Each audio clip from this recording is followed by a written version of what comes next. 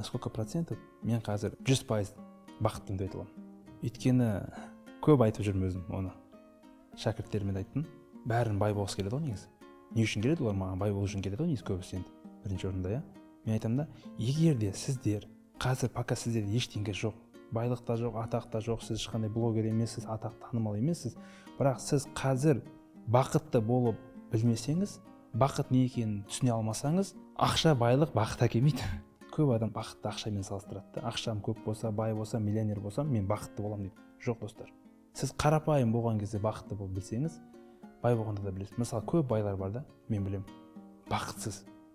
Өйткені олар неге бақытсыз? Олар сол урокты қарапайым кезінде соны не освоили. Түсінген жоқ та, олар ойлады, ақшаны жетсем, қазір потолокқа жетем, ақша миллионер болам, мен бай болам, мен бақытты болам деді. И қазір бақытты бола алмай жүр да. Бақыт таппай жүр былайша айтқан кезде.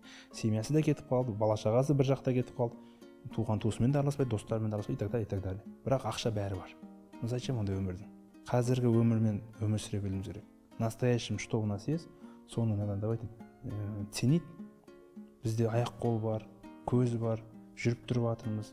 Осының өзінің бәрі бақыт қой. Сіздің күнде тамақ ішкеніңіз, шай ішкеніңіз, ұйқыдан тұрғаныңыз, оның бәрі бақыт. Бақытты әрбір частичаны іздеуге керек қой.